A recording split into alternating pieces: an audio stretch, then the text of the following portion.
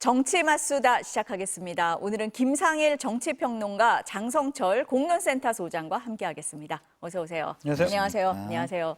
내일 오후 2시 15분 서울중앙지법에서 윤석열 전 대통령에 대한 구속영장 실질심사가 열립니다. 이르면 내일 저녁 구속 여부가 결정됩니다. 윤 전 대통령 직접 법정에 나올 것으로 전해졌습니다. 먼저 민주당 회의 발언부터 듣고 시작하겠습니다. 내란 수계 윤석열의 마지막 여흥은 끝났습니다. 이제 감옥으로 돌아갈 시간입니다. 내일 오후 윤석열의 구속영장 실질심사가 있습니다. 4개월간의 탈옥 생활, 그 끝이 보입니다. 내란 수계 윤석열과 그 일당들, 그리고 내란 동조 세력이 법과 역사의 심판을 받을 때까지 긴장을 늦추면 절대 안 됩니다. 내일은 사법부에 대한 국민의 신뢰가 회복되고 윤석열이 무너뜨리는 상식과 정의가 바로 서는 날이 되길 기대합니다. 특검이 법원에 제출한 영장 청구서 66쪽이다 언론에 이렇게 많이 나왔는데요. 거기에 보니까 혐의도 구체적으로 적혀 있지만 윤 전 대통령의 수사 재판에 비협조적인 태도로 일관하고 있다. 또 법 집행을 따르지 않을 우려가 있다면서 도망, 증거 인멸 우려를 세세하게 적었습니다. 이 윤 전 대통령의 태도가 구속 가능성을 높인다. 특검은 이렇게 보고 있는 걸까요? 예, 그럴 것으로 보입니다. 왜냐하면 기본적으로 피의자가 그런 행동을 보인다는 것은 본인의 죄를 인정하지 않고 그것을 증거를 인멸하려고 할 것이라는 가능성을 많이 우리가 유추 해석할 수 있지 않겠습니까? 그런 측면에서 볼 때 지금 윤석열 피고인의 태도는 상당히 비협조적이고 수사 불응에 가깝고 더더군다나 전직 최고 권력자 위치에 있는 사람이 국민들을 선동하고 오히려 갈등을 촉발시키는 지지자들에게 그런 어떤 모습을 보이는 듯한 그런 모습이기 때문에 그것이 상당히 정치적 영향력을 통해서 주변에 주는 메시지 그리고 증거 인멸을 유도하는 듯한 모습으로 충분히 해석할 수 있고 그것은 중요한 법원의 체포영장 사유, 구속영장 사유가 될 수 있다고 생각합니다. 지금 평론가님 말씀하신 것처럼 이제 66쪽 가운데 16페이지에 달해서 도망의 우려, 증거인멸 우려 이런 얘기를 썼다고 하는데 지금 말씀하신 그 지지자 선동 얘기도 있더라고요. 서부지법 사퇴 얘기까지 들어 있었습니다. 어떻게 보세요? 기본적으로 무죄를 주장하고 있잖아요. 당연히 특검의 수사에 대해서 상당히 비협조적으로 나올 것이고 우리가 헌법 재판을 받을 때 윤석열 전 대통령이 상당히 해괴망측한 논리로 자신의 무죄를 증명하고 싶어 하는 그런 모습 봤잖아요. 그런 것을 그대로 특검 조사 받으면서도 앵무새처럼 되뇌었을 겁니다. 그래서 더 이상 조사할 것은 없는 것 같고 들어볼 것도 없는 것 같다. 왜냐하면 태도가 바뀌지 않으면 다른 진술이 나올 리가 없잖아요. 그러니까 구속 수사를 통해서 어떤 기싸움에서 이기는 그러한 행태를 좀 보이고 싶어하는 것 같다는 생각이 들고 저 구속 여부가 다른 그 내란과 관련된 공모자들 지금 감옥에 계신 분들도 있고 밖에서 이제 조사받는 분들도 있잖아요. 그분들에게 심리적인 압박을 기해서 조금 더 진실에 가까운 증언을 할 수 있는 계기가 되지 않을까. 그래서 생각보다는 좀 빨리 윤석열 전 대통령에 대한 구속영장이 청구된 것으로 보여집니다. 그럼 지금 소장님은 그 조사를 받고 있는 피의자들 진술이 좀 달라지고 있는 상황, 그런 점을 좀 염두에 두신 걸까요? 그렇죠. 예. 그러니까 윤석열 전 대통령이 그냥 구속을 당하지 않고 밖에서 저렇게 지지자들 결집을 하면서 무죄를 주장을 한다면 지금 내란 동조자, 공모자들 같은 경우에도 어느 정도 희망을 가질 수 있겠다. 이렇게 생각할 거 아니에요. 그렇다면 그들이 사실에 맞는 진술을 할 가능성이 없어 보이기 때문에 일단 내란 수괴인 윤석열 전 대통령을 구속함으로써 그들의 심리적인 지지선, 저항선을 무너뜨리게 된다면 그들이 내가 만약에 이런 사실과 관련해서 진실된 사실에 관계된 얘기를 하지 않으면 윤석열 전 대통령은 그냥 형량이 낮아지거나 무죄받을 수 있고 내가 온팡 다 뒤집어 쓰겠네. 내가 다 그냥 책임져야 되겠네. 그런 생각을 할 수가 있잖아요. 그러니까 구속이 된다고 하면 그냥 조금 더 편안하게 진실에 가까운 얘기를 자유롭게 할 수 있지 않을까. 그런 점을 특검이 좀 노린 것 같습니다. 그리고 법원은 하나 정도 더 네. 생각할 수밖에 없는 게요. 이 윤석열 피고인은 법 앞에 평등이 아니라 법 앞에 항상 특별하려고 했잖아요. 근데 내란 수개 피의자가 그 공범, 공모 피의자들은 다 구속돼 있는데 혼자 나와 있는 거는 형평에 맞지가 않죠. 그래서 그런 측면도 법원은 고려하게 될 것이다 이런 생각이 듭니다. 지금 이제 공모한 사람들에 대한 얘기도 지금 두 분이 해주고 계신데 그 영장 청구서에 보면 한덕수 전 총리를 공범으로 적시를 하고 있잖아요. 우리가 다 알지만 한 전 총리 같은 경우에는 나는 계엄을 사전에 몰랐다. 윤 대통령을 설득했다 뭐 이렇게 얘기를 했었는데 지금 나오고 있는 이런 정황이나 진술을 보면은 달라졌거든요. 네. 그래서 구속영장이 그 다음에 청구될 거다 이런 얘기까지 나오고 있는데 우리가 잘 알지만 한 전 총리 대선 후보로도 나오려고 했던 그런 상황인데 이 일련의 상황들 어떻게 봐야 됩니까? 그러니까요. 예. 그 대선 후보로 나오려고 할 때 상당히 무리한 행위를 통해서 어떤 상징성을 갖췄어요. 그게 뭐냐면 헌법재판관을 2명을 권한대행이 지명을 합니다. 대통령 몫으로. 선출된 대통령도 아닌 사람이 상당히 무리한 행위를 했죠. 그때 저희가 이 방송을 통해서 많이 비판도 했지만 왜 그랬을까? 그리고 대선으로 나가는 길을 왜 이렇게 저렇게 희망할까? 이런 생각을 했는데 개인적으로 이렇게 좀 찔리는 구석이 꽤 있어서 그런 거 아닌가라는 생각을 개인적으로 이번에 많이 하게 되었다. 전 그렇습니다. 어떻습니까? 한 전 총리를 공범으로 적시를 했어요. 예. 네, 한덕수 전 총리가 과연 진실을 말하고 있나라는 의심이 많이 좀 들잖아요. 그러니까 특검에서 확보한 CCTV를 보면 계엄 관련된 문건을 뒷주머니에다 넣고 내가 그거 보지도 않았다 이런 증언을 했다라는 거잖아요. 그게 솔직히 뭐 말이 안 된다라고 저희는 생각을 했지만 다른 정황적인 증거가 없었으니 그냥 어쩔 수 없네. 우리가 믿어야 되겠네 그렇게 생각했지만 이제 CCTV를 통해서 그것은 사실과 다르다. 그리고 또 국무회 하기 전에 김영현 전 장관과 어느 사무실에서 얘기하는 것들 그리고 적극적으로 말리지 않은 모습들 그런 것들이 화면으로 다 나와 있기 때문에 한덕수 전 국무총리가 당초와는 다르게 본인 진술과는 다르게 내란과 관련해서 적극적으로 막거나 하지 못하게 하거나 또 설득을 하거나 그런 행위 없이 어느 정도 좀 동조하거나 방조하지 않았느냐 그런 것들을 특검을 통해서 사실관계가 확인되어야 될 것 같다 그런 생각이 듭니다.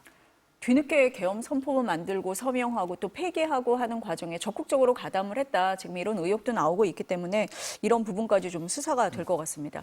내란 특검은 이렇고요. 김건희 국정농단 특검도 좀 빠르게 움직이고 있는데 오늘 공천 개입 의혹과 관련해서 국민의힘 윤상현 의원의 사무실을 압수수색하고 있습니다. 속도가 빨라지는 것 같습니다. 서울 양평고속도로 의혹과 관련해서 국민의힘 김성교 의원, 원희룡 전 장관이 출국 금지된 사실도 어제 알려졌습니다. 국민의힘 내부 분위기가 궁금한데요.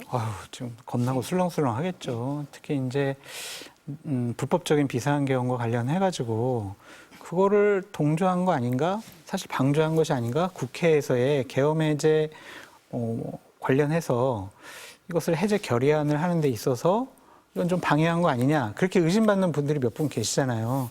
그분들 같은 경우에는 상당히 좀 긴장할 것 같고 윤상현 전 의원 사무실을 압수수색하는 것은 여러 가지 의미가 있다고 보여지는데 이 사건이 2022년 6월 지방선거를 앞두고 벌어진 일이잖아요. 그러니까 5월, 6월 그때 일이란 말이에요. 관련 서류가 과연 있을까 좀 그런 생각이 드는데 결국에는 이렇게 압수수색을 진행한 것을 보면 심리적인 압박을 가하려고 한 것이 아니냐 또한 정황적인 증거를 확보하려고 하는 것이 아니냐 그렇게 보여지는데 저는 국민의힘 당사 압수수색도 할 거라고 좀 예상이 들어요. 공천 관련 서류는 국민의힘에 보관되어 있잖아요. 그렇다면 그것을 확보해서 윤상현 전 의원 사무실에서 확보한 서류와 증언과 그 국민의힘에서 확보한 서류 거기는 뭐 녹음까지 다 돼 있거든요. 공천관리위원회 회의 같은 경우에는 회의록도 작성하지만 기본적으로 다 녹음을 해놓습니다. 그런 것들을 다 확인해 보게 된다면 윤상현 의원이 사실을 말하고 있는 것이냐 아니면 거짓을 말하고 있는 것이냐 그런 것들을 파악할 수 있기 때문에 하나의 압박 수단으로 윤상현 의원을 압수수색한 것 같다. 그런 생각이 듭니다. 국민의힘에서 특검 반대할 때 그런 얘기 많이 했잖아요. 당사 압수수색하면서 당을 쑥대밭으로 만들 거다 뭐 그런 얘기를 했었는데 그게 현실화될 수도 있는 당연한 수순인 상황이다. 것 같아요. 그렇게 보시는 거예요? 네. 뭐 다른 내랑 관련된 것보다 이 공천 개입 관련해서는 당의 공식적인 공천관리위원장 역할을 했잖아요. 그렇다면 당사의 모든 회의록, 증거 자료들이 있기 때문에 국민의힘으로서는 지금 상당히 긴장하고 있다. 그렇게 말씀드려요. 어떨 것 같습니까?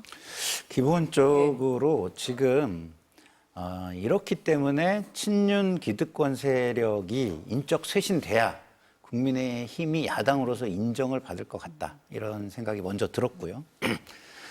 국정농단과 관련해서는 김건희 여사가 아무 권한이 없는데 공천에 개입했다라는 의혹이 굉장히 컸고 그런 부분에 윤상현 의원처럼 자기 권력을 대통령의 부인을 통해서 뭐랄까 키우려고 하는 그런 헛된 방법의 야망을 가진 사람들이 있었다라는 그런 우리가 의심을 많이 했었는데 이번 수사를 통해서 그런 부분들이 많이 드러날 것으로 기대를 하고 있고요.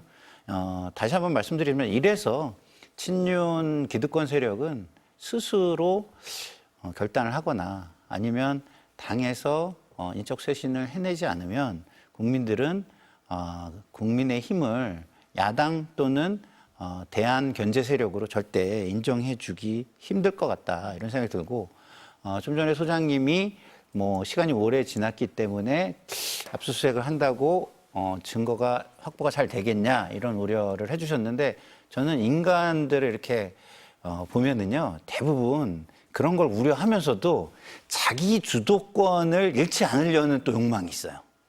뭔가 남겨요? 뭔가 협상 카드와 주도권을 쥐기 위한 증거를 남기려는 욕망이 있기 때문에 네.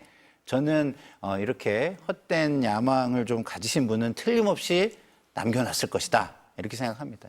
아니 저도 뭐 특검이 이제 와서 뭘 압수수색할 수 있을까라고 생각을 했는데 뭔가 남아있을 거다 이렇게 보시네요. 또 하나의 특검이 뭐냐면 순직해병 특검이잖아요. 이 특검은 핵심이 VIP 경로설 수사 외압 의혹이잖아요. 특검이 11일에 김태효 전 국가안보실 1차장을 직권 남용 혐의 피의자 신분으로 불러서 조사하겠다. 오늘 이렇게 밝혔습니다. 2023년 7월 31일이죠. 대통령실 수석 비서관 회의 관련자들에 대한 수사인데 그중 한 명이잖아요. 대통령실의 개입 정황 이제 본격적으로 들여다보겠다. 뭐 이렇게 그렇죠. 보입니다. 그동안 이거는요 아시다시피 지난 총선을 대통령이 그야말로 망친 대표적인 사례입니다. 그렇기 때문에 제가 볼 때는 상당한 이유가 있지 않았을까 이렇게 생각을 많은 사람들이 저를 비롯해서 의심을 하고 있는 것이고요. 결정적인 건 이런 거 아니겠습니까? 군이 절차를 밟아서 보고서를 다 작성을 해가지고 경찰에 넘겼어요. 근데 장관이 갑자기 그거 다시 반환받아와. 굉장히 이례적이죠. 그리고 장관이 만약에 스스로 그걸 결정한 거면 충분한 설명을 부하들한테 안 했겠습니까? 왜냐하면 자기가 이유가 있어서 그런 것인데. 근데 그런 것도 없었어요. 그러면은 이것은 뭔가 외압이 있었던 거 아니냐 이렇게 생각할 수밖에 없는 굉장히 합리적인 의심을 할 수밖에 없는 것이고요. 그런 부분을 억지로 눌러왔었던 것이 이제 서서히 드러나고 있지 않을까 그렇게 기대해 봅니다. 결국에 이 사건은 안보적인 차원에서 접근을 했을 거고 대통령실에서 거기서 안보 분야에 있어서 상당히 실세 역할을 했던 김태우 1차장에 대한 조사는 당연한 수순이 아닌가 그런 생각이 좀 들고요. 결국엔 수사 방해 행위일 거예요. 이런 직권남용 같은 경우엔.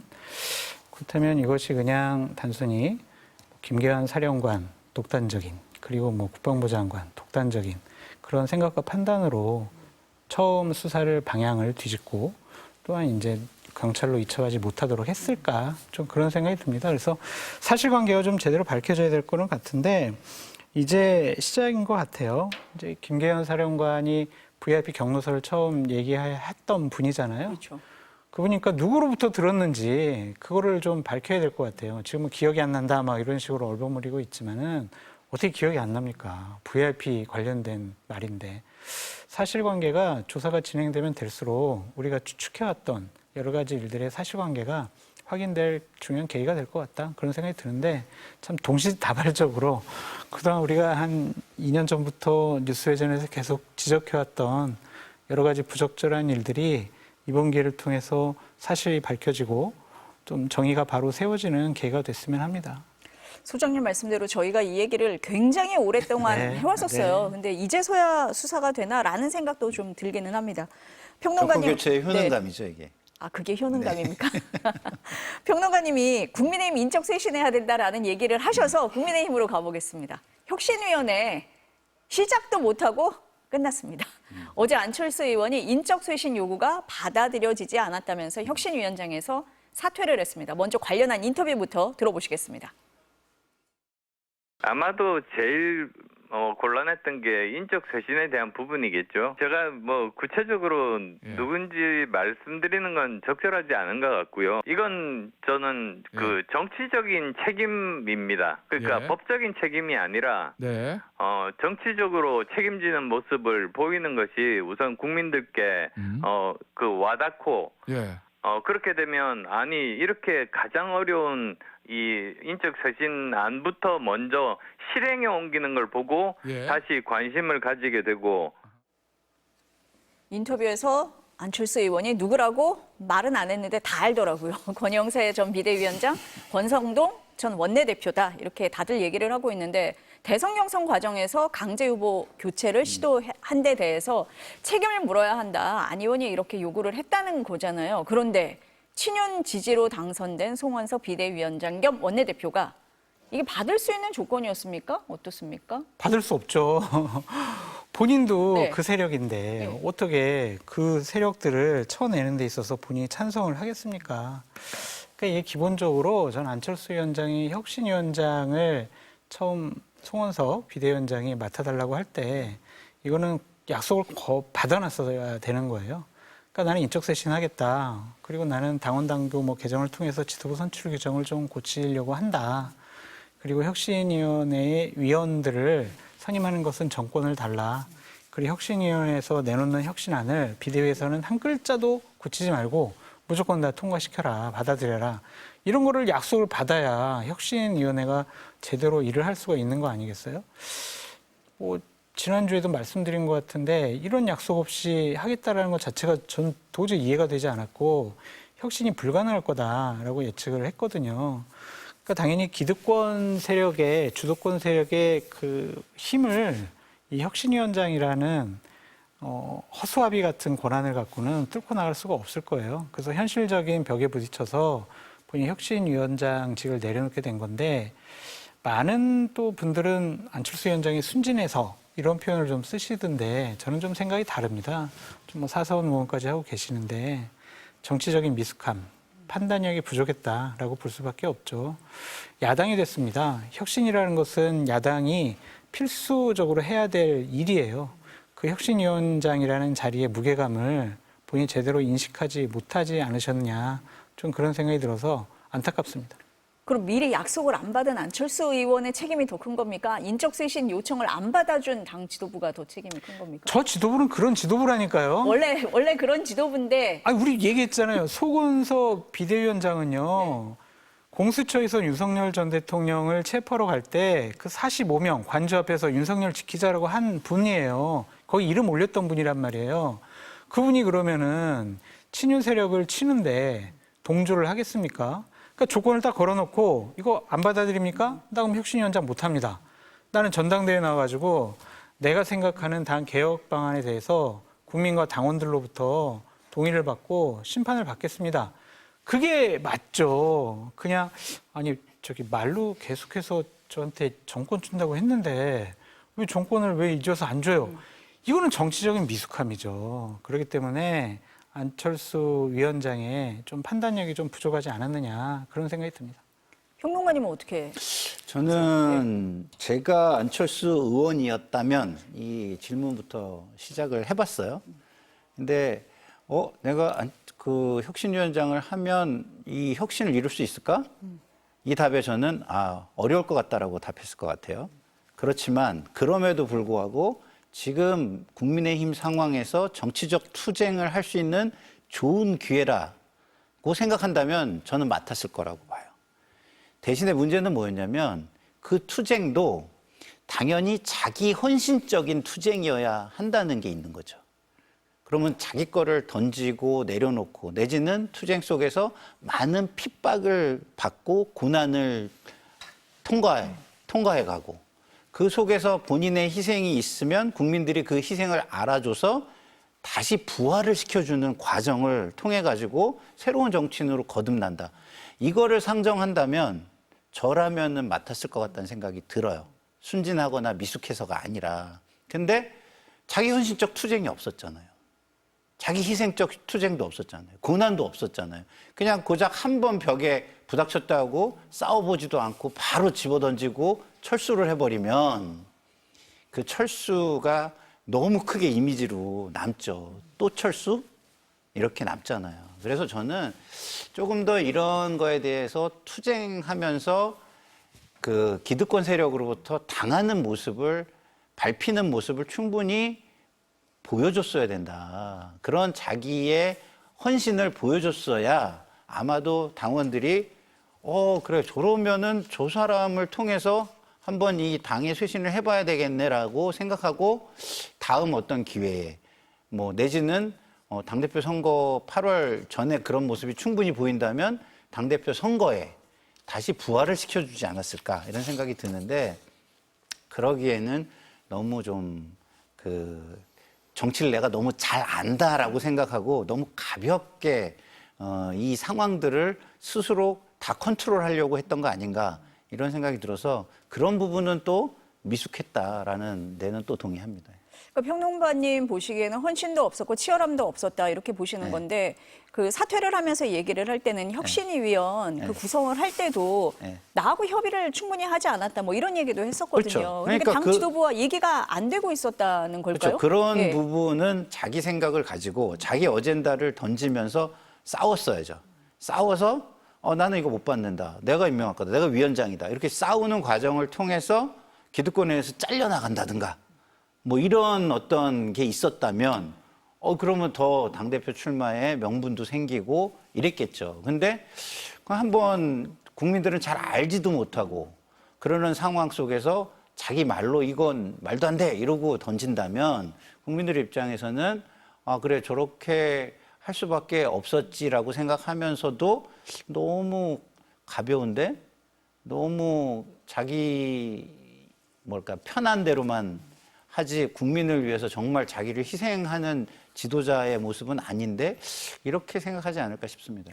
국민의힘 내부적으로는 뭐 무슨 일이 있었는지 우리가 정확히는 모르겠지만 밖에서 보는 국민들 입장에서는 김용태 전 비대위원장의 5대 격안도 안 받아주더니 이번에 안철수 혁신위원장도 못 받아주네 이렇게 볼 수도 있을 것 같거든요. 어떻습니까?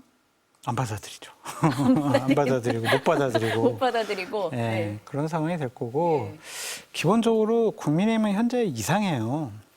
왜냐하면은 젊은 초선에 비대위원장을 이제 선임을 했었잖아요. 임기 있다고 쫓아버렸어요. 그러면서 또 혁신을 하겠대요.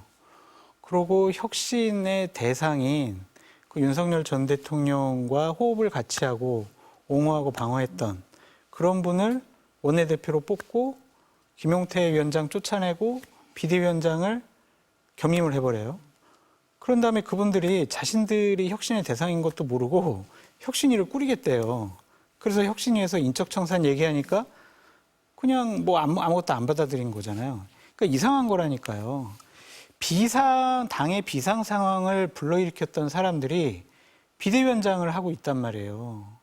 그럼 이게 과연 제대로 된 원인의 진단과 처방이 있을 수가 있을 것이냐, 좀 그런 생각이 듭니다. 그래서 전당대회를 통해서 불법적인 비상계엄에 반대를 하고 윤석열 전 대통령 탄핵에 찬성했던 그런 분들이 당의 대표와 지도부로 선출되지 않으면 국민의힘은 그냥 계속해서 친윤 세력들, 영남권 중심 세력들이 당을 장악할 수밖에 없지 않을까라는 좀 생각이 들고 혁신위가 제대로 활동 못할 거라는 것은 지난주에 있었던 당직 인선을 보면 알 수가 있어요.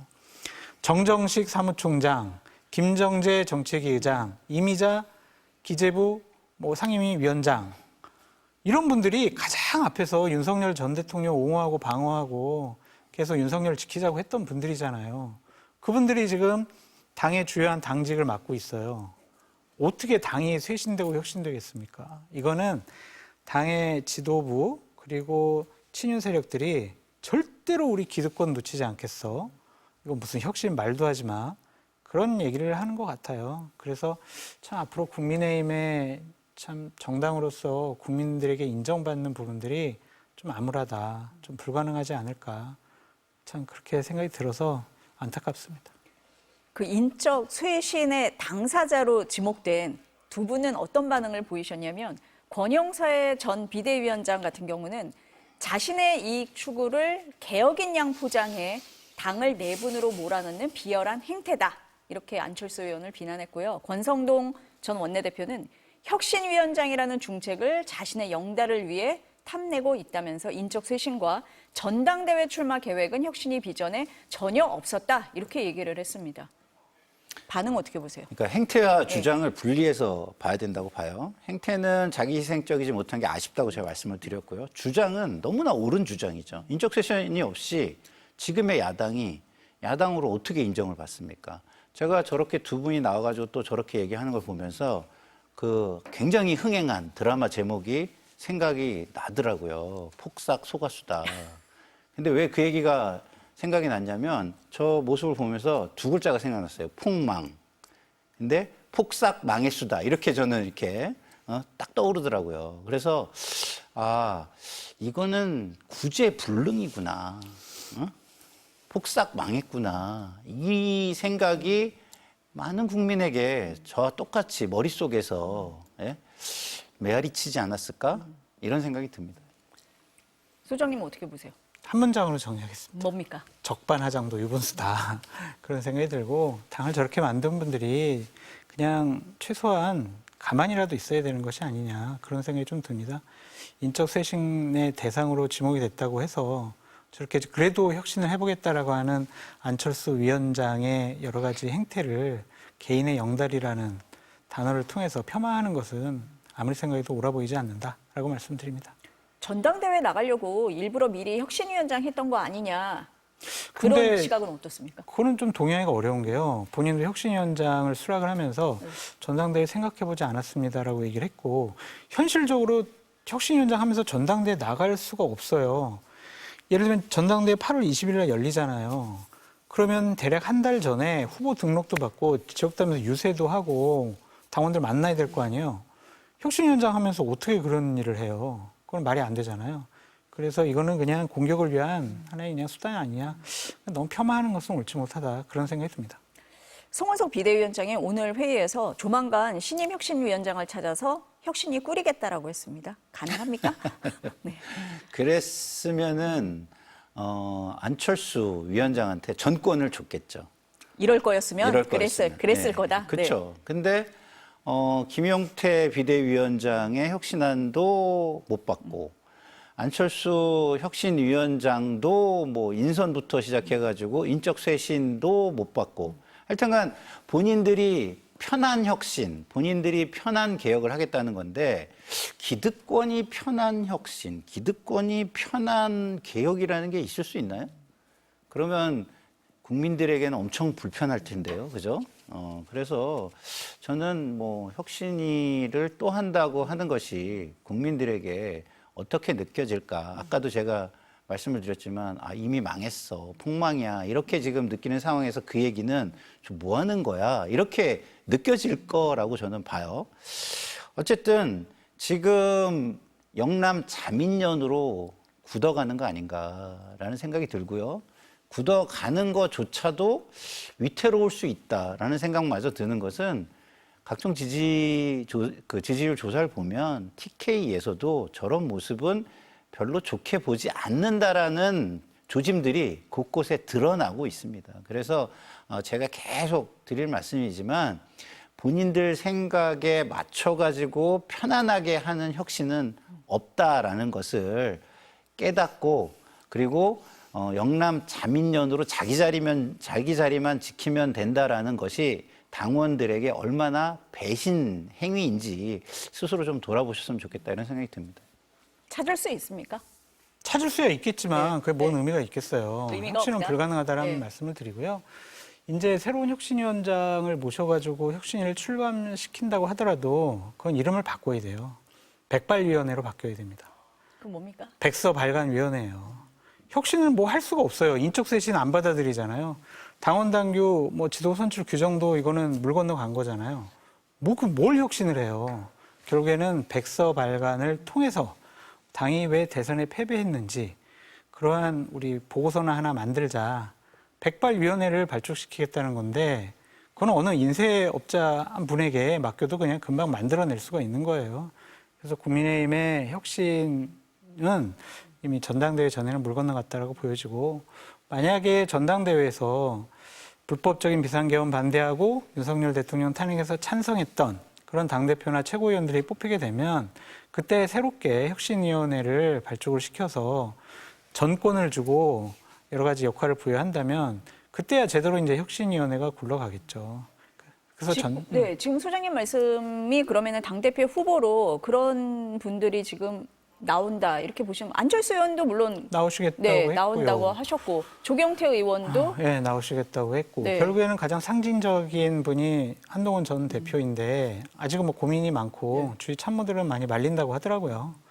그래서 뭐 어떻게 하실지는 잘 모르겠지만은 만약에 그냥 그 관저 앞에서 윤석열 지키자라고 한 45인의 결사대 중에 또 한 분이 당대표가 되거나 또 최고위원들이 된다고 하면 국민의힘 혁신은 물 건너간다고 봐야 되겠죠.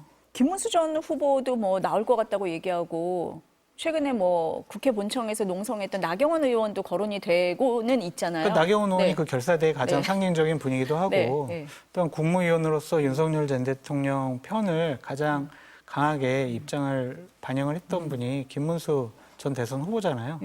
이런 분들이 뭐 당 지도부나 당대표가 된다고 하면 당이 과연 바뀔 것이냐 그런 기대감을 얻을 수 있겠습니까?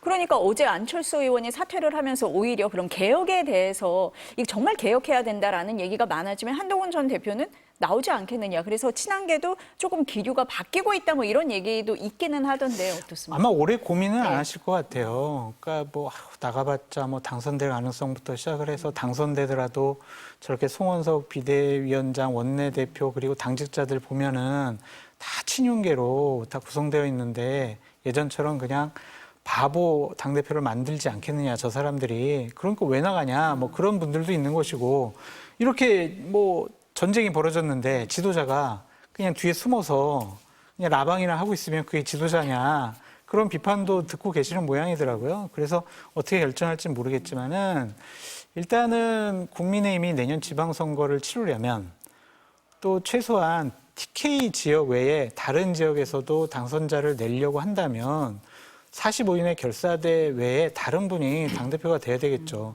오세훈 시장, 이번 서울의 대선 결과를 보고, 뭐 이준석 쪽하고도 어떻게 좀 해보고, 이준석 개혁신당에서 서울시장 후보 안 내고, 우리가 조금 단합해가지고 다른 모습 보이게 되면 나의 개인적인 경쟁력 갖고 서울시만큼은 수성할 수 있지 않을까?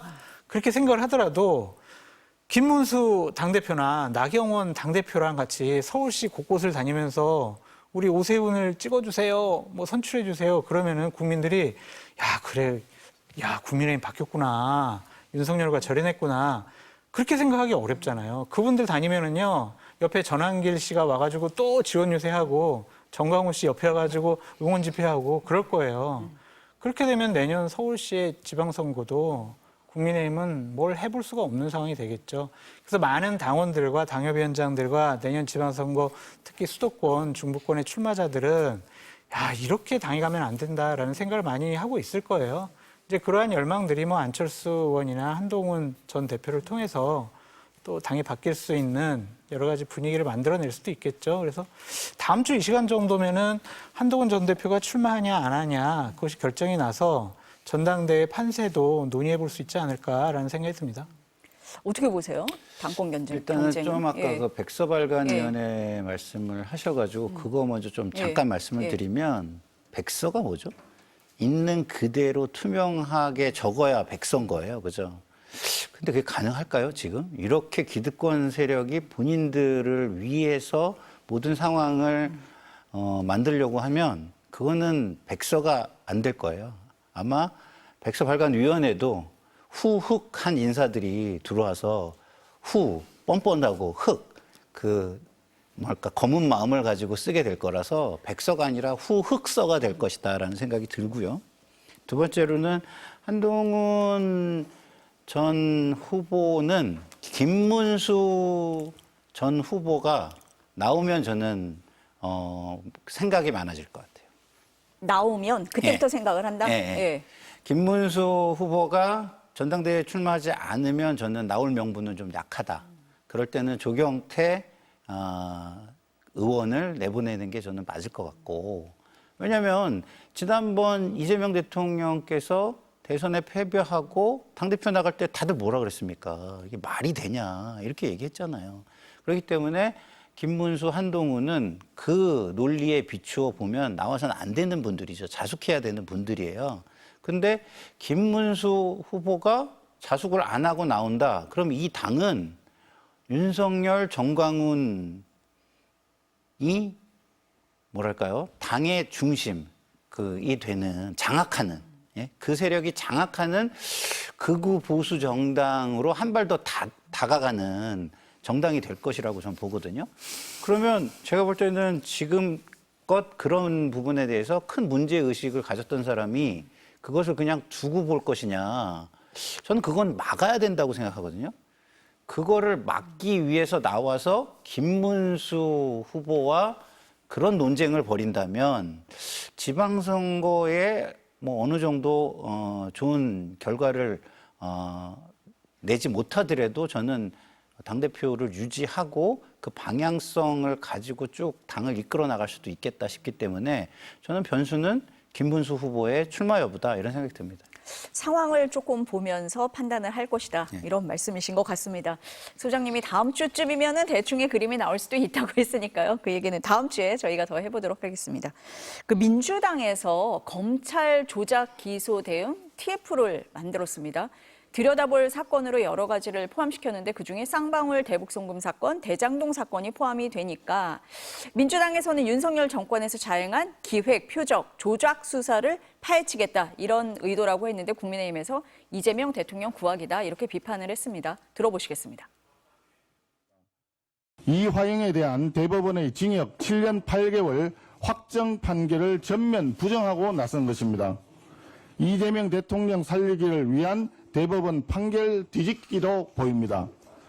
집권여당 행동대장들을 앞장세운 이재명 대통령의 셀프 사면 시도이며 무도하기 짝이 없는 반헌법적 사법부 무력화 기도입니다. TF는 대북 송금 사건뿐 아니라 대장동 비리 사건과 김용 전 민주연구원 부원장 뇌물 사건까지 뒤집기를 시도하고 나섰습니다. 이화영을 비롯하여 김만배, 정진상, 김용 등 대통령 최측근 인사들을 구하기 위한 시도입니다. 평론가님 어떻습니까? 대통령께서 본인을 중심으로 벌어지는 논란을 지금 좋아할까요? 전 좋아하지 않는다고 봐요. 왜냐하면 지금은 국정을 장악하고 결과를 보여줘서 국민에게 지지를 받고 성공한 대통령, 성공한 정부로 나가는 게 무엇보다 저는 중요하고 관심사라고 생각하거든요. 근데 그 주변에 있는 분들은 대통령한테 잘 보이고 싶겠죠. 그리고 대통령 지지층에 또 잘 보이고 싶겠죠. 그래서 이런 일이 있는 거라고 보여지는데 절제가 좀 필요하다는 생각이 듭니다. 왜냐하면 입법부가 힘을 가졌다고 모든 걸 다 할 수 있는 게 아니에요. 검찰 개혁을 하겠다고 한다면 그걸 일반화시켜서 제도화하는 걸 입법부가 해야죠. 근데 입법부가 특별 사안, 특별 사건을 건건이 자기 마음대로 개입하겠다고 한다면 그거는 입법부가 3권을 전부 다 장악하고 휘두르겠다는 걸로 국민들에게 오인될 수 있습니다. 특히 중도층에 오인될 수 있어요. 정당은 선거를 하는 조직입니다. 선거하는 조직에서 중도층의 이런 오해를 받아서 지지가 올라가기가 어려워요. 그래서 이거는 굳이 이렇게 할 필요가 있는가. 이미 검찰개혁이라는 방향을 정해서 제도화를 하겠다고 우리가 하고 있는 상황에서 특정 사안들에 대해서 하겠다? 그거는 제가 볼 때는 지금 만약에 진짜 그게 필요하다면 이재명 정권에서 감찰을 통해서 할 일이다라고 저는 보지, 이게 정치권에서 민생이나 이런 걸 돌보는 정치를 하라고 뽑아놨는데 정치가 아닌 다른 어떤 일들을 하는 것은 좀 자제하고 절제하는 것이 더 맞는 거 아닌가 이런 생각이 듭니다. 그럼 대통령실과 민주당 사이에 조금의 온도차가 있다라고 보시는 저는 겁니까? 개인적으로 그렇게 판단합니다. 예. 어떻습니까, 소장님? 저는 송원석 비대위원장의 발언에 대해서 제가 한 번도 동의를 하거나 옳은 말을 했다라고 생각을 하지는 않았는데 오늘 하신 말씀은 제 생각과 정확히 일치된다라고 말씀을 드리고 싶어요. 대선에서 이겼다고 사법부의 판단을 뒤집겠다라고 생각하는 것이 아니냐. 이것은 사법부 불복하는 것이 아니냐 그런 생각이 들어요. 지금은 검찰 기소 단계가 지났잖아요. 대북 송금이라든지 대장동 문제는 재판의 영역으로 넘어가 있는 것이고 이화영 전 지사 같은 경우에는 대법원 확정 판결까지 났단 말이에요. 검찰이 표적 조작 이런 기소를 했다라고 하면 조작한 기소에 대해서는 법원에서 충분히 바로 잡혔을 것 같아요. 그런데 하지만은 7년 8개월에 확정이 됐다라고 하면 법원에서도 이러한 죄를 인정한 것이 아니냐라는 좀 생각이 듭니다. 그래서 대선에서 이겼다고 이런 식의 힘자랑은 결코 옳지 못하고 이재명 대통령도 이거에 동의하지 않으실 것 같다. 그런 생각이 들고 정권 차원에도 도움이 안 된다라는 생각이 들어요. 왜냐하면 우리가 윤석열 정권을 그렇게 비판을 많이 했던 게 뭐였어요? 대통령이라는 공적인 권한을 자신의 진영과 김건희 씨라는 사람을 보호하기 위해서 사적으로 남용을 했다. 이용을 했다. 그렇게 우리가 얘기를 했잖아요. 검찰이 김건희 조사 제대로 못하게 하고 무혐의 주게 하고 그런 식의 압박과 회유를 했다. 그래서 검찰을 장악을 했다. 이건 잘못된 거다. 이렇게 얘기를 한 거였잖아요. 근데 지금 기소가 다 끝나고 사법부 영역으로 판결의 영역으로 넘어간 거를 이런 식으로 조작, 기획 이런 수사라고 지칭을 하면서 검찰에 대한 공격을 하고 법원에 압박을 가하는 듯한 모습은 결코 옳지 않다. 우리가 생각했던 정권 교체를 통한 공정하고 정의로운 사회의 하나의 상징적인 사건은 아닌 것 같다. 좀 자중하셨으면 좋겠다. 그런 생각이 듭니다.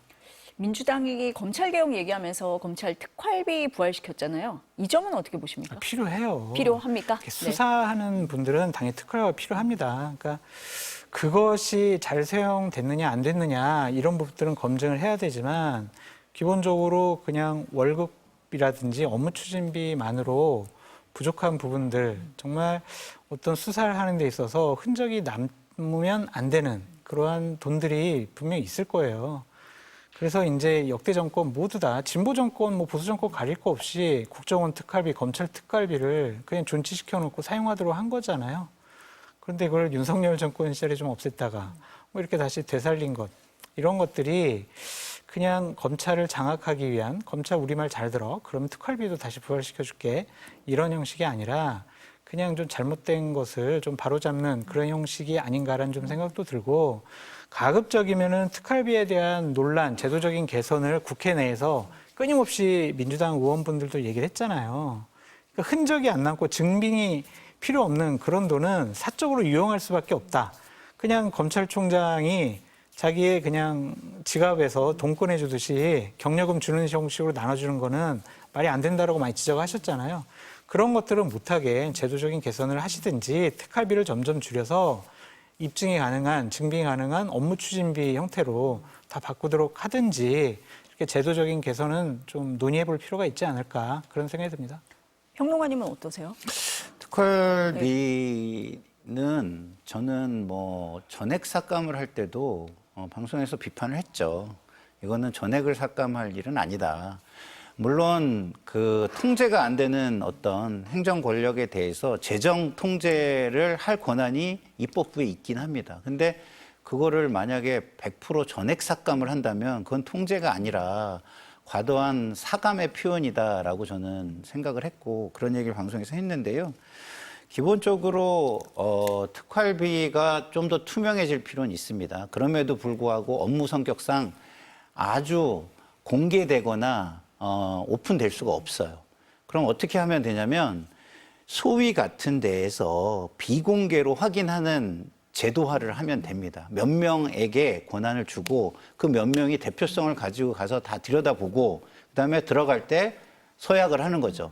내가 여기 들어가서 본 것은 정말 공적으로 위법성이 조각될 정도로 공적으로 심각한 위해가 있는 사안이 아닌 이상은 내가 뭐 아무런 저기도 하지 않고 오히려 민형사상의 책임까지도 지겠다. 면책특권 다 내려놓고 이런 거 각서에 써놓고 들어가서 몇몇이 확인을 하는 거는 좀 필요하다고 봐요. 왜? 세금이잖아요. 국민의 돈을 뭐 국가가 보안성을 요구하는 일이라서 한다고 하더라도 아무도 안 본다는 건 말이 안 됩니다. 그리고 미국에서도 결산에서는 한정적인 사람들이 다 확인을 할 수 있게 해줘요. 그래서 만약에 모든 사람, 너무 많은 사람이 봤을 때 이게 공개될 가능성이 있고 보안이 무너질 가능성이 있다고 한다면 제가 볼 때는 이걸 줄여가지고 소위 한 몇 명이 뭐 한 4명이나 뭐 6명 정도 수준에서 확인하는 것을 제도화하면 되지 않을까 싶고요. 지금 특활비를 부활한 거 가지고 뭐라고 하는 당내의 사람들이 있는데 정말 국민을 위해서 활동하는 데는 돈 줘야 됩니다. 그 부분에 대해서는 쓸 수 있게 해주고 정말 의심스러운 부분들만 정말 핀포인팅 해가지고 묶어놓든가 이렇게 하셨으면 좋겠다는 생각이 듭니다. 두 분 다 필요성은 있다. 증빙하고 소명할 수 있도록 제도적으로 보완하는 게 필요하다. 이런 말씀이십니다. 오늘 두 분 말씀은 여기까지 듣겠습니다. 감사합니다.